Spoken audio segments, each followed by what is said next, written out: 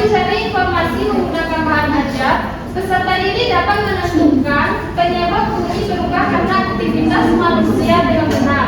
Yang kedua, dengan mencari informasi menggunakan bahan ajar, peserta didik dapat menganalisis penyebab bunyi karena aktivitas manusia dengan tepat. Dan yang ketiga, setelah diskusi kelompok, peserta didik dapat membuatkan laporan sederhana mengenai dampak kerusakan lingkungan terhadap kehidupan manusia dengan tepat.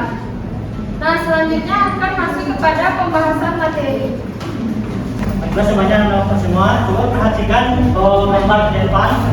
Jadi coba anak-anak semua memahami gambar di depan apa yang akan terjadi. Jelas gambarnya anak-anak semua? Nah, jadi bagaimana pendapat anak-anak semua mengenai gambar tersebut? Ada yang bisa jawab? Buang sampah sembarangan. Sampah sembarangan. Tuh, ada lagi? Indri? Longsor. Ada lagi? Polusi udara, Pak. Polusi udara. Yang terakhir? Apa, Pak? Sarah. Pemakaran hutan, Pak. Pemakaran hutan. Jadi di sini ada 4 penyebab kerusakan lingkungan itu, ada pembuangan sampah, polusi, tanah longsor, dan pemakaran hutan. Nah, jadi anak-anak semua tahu nggak apa penyebab kerusakan lingkungan tersebut? Yang tahu? Manusia, Pak. Manusia. Betul, apa yang dijawab itu sebenarnya betul. Jadi kalau ada sebabnya pasti ada akibatnya. Jadi anak-anak semua ada empat kerusakan alam, kerusakan lingkungan pasti ada akibatnya. Dan tahu akibatnya apa saja? Apa? Banjir. Ada lagi? Longsor, Pak. Longsor. Ada lagi? Erosi. Ada lagi? Jadi ada beberapa penyebab dan akibat kerusakan lingkungan itu. Yang pertama kita lihat dari tanah longsor. Nah, jadi tanah longsor itu disebabkan oleh karena ada penebangan pohon secara liar sehingga menyebabkan tanah longsor. Nah, banjir ini disebabkan oleh pembuangan sampah sembarangan. Jadi kalau sampah kita buang sembarangan atau terus menerus itu akan menyebabkan banjir. Jadi materi selanjutnya, Bapak minta kepada anak-anak semua silakan membaca teks tersebut mengenai manusia dan sampah. Bapak beri waktu 3 menit. Sudah siap? Nah. Jadi kan sudah membaca mengenai manusia dan sampah. Di sini Bapak akan bertanya, apa yang kalian lihat pada gambar tersebut? Mengenai sampah plastik, Pak. Mengenai sampah plastik. Ada lagi? Betul, jadi ada gambar tersebut mengenai sampah plastik. Jadi kalau kita buang sampah terus menerus itu apa yang akan terjadi? Ada yang tahu? Ya, Pak. Terus sana? Banjir, Pak. Banjir, ada lagi? Banjir juga, Pak. Dan juga, jadi apa yang dikatakan teman-teman itu betul. Jadi kalau kita buang sampah terus menerus itu akan mengakibatkan banjir. Karena sampah plastik itu penguraiannya sangat lama. Jadi sehingga sampah itu bisa menyebabkan banjir. Jadi di sini Bapak ada KPD, Bapak akan membagikan ke KPD. Jadi di sini Bapak akan membentuk 3 kelompok. Kelompok pertama bagian sebelah sini, kelompok kedua bagian tengah, kelompok ketiga bagian samping.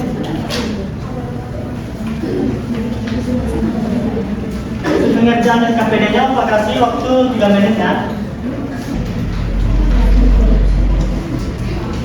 Jadi setelah ada KPD-nya.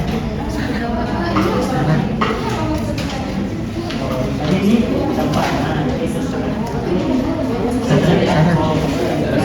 Jadi sudah siap. Jadi di sini Bapak minta perwakilan dari kelompok untuk membacakan hasil diskusi kelompoknya di depan. Silakan kelompok 1 maju di depan.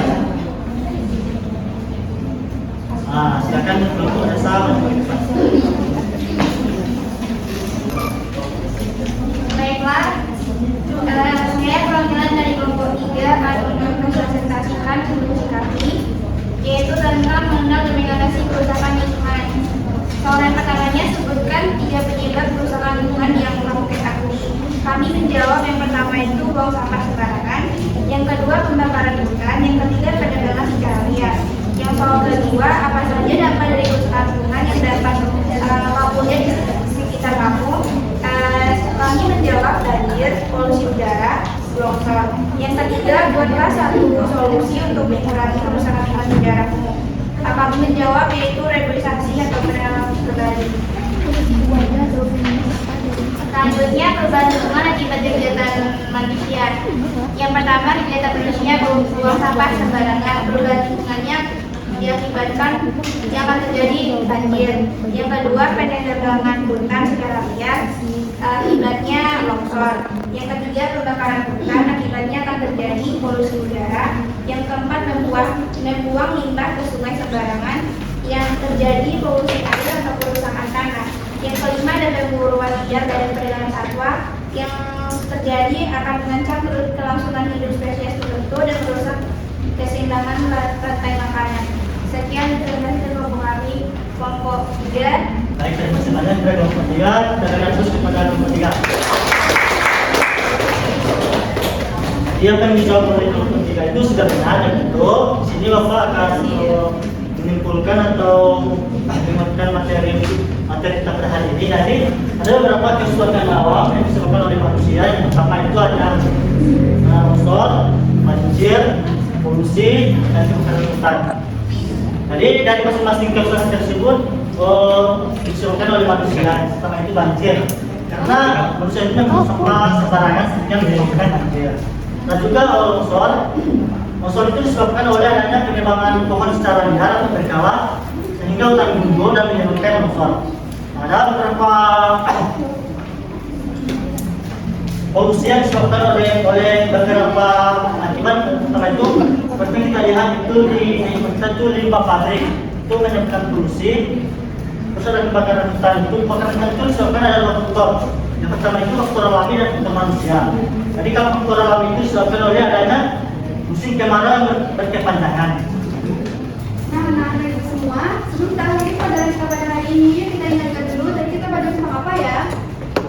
Oke, kerusakan lingkungan. Iya benar, kerusakan lingkungan. Sekarang coba siapa yang masih ingat apa yang merusak lingkungan? Buang sampah sembarangan. Iya benar. Lagi? Kebakaran hutan Bu. Iya benar. Terus kalau lingkungan rusak apa akibatnya? Banjir. Longsor Bu. Iya benar sekali yang ada itu semua. Jadi kalian sudah paham ya bahwa kita harus menjaga lingkungan supaya tetap bersih dan sehat. Sekarang kita mau tanya lagi nih, menurut kalian apa yang bisa kita lakukan mulai dari sekarang supaya bumi kita tidak rusak? Iya. Reboisasi Bu. Iya, hebat anak ibu. Jadi kalau kita anak-anak kita bisa menjadi penyelamat untuk lingkungan. Oke, sebelum kita mulai, ibu punya tugas dulu nih. Silakan anak-anak ibu semua buatlah gambar tentang cara menjaga lingkungan di sekitar sekolah atau rumah. Contohnya gambar orang membuang sampah ke tempat sampah atau menanam pohon. Kemudian tugasnya dikumpulkan di minggu depan ya. Paham ya ibu semua? Tahu. Oke, sebelum kita pulang, mari kita berdoa terlebih dahulu. Silakan ketua kelas pimpin doanya. Kita pulang pada sebelum berhadapan masih bergelar Baik, terima kasih anak-anak ibu semua. Sampai jumpa di pertemuan berikutnya ya. Jangan lupa jaga bumi dan jaga diri kalian juga. Wassalamualaikum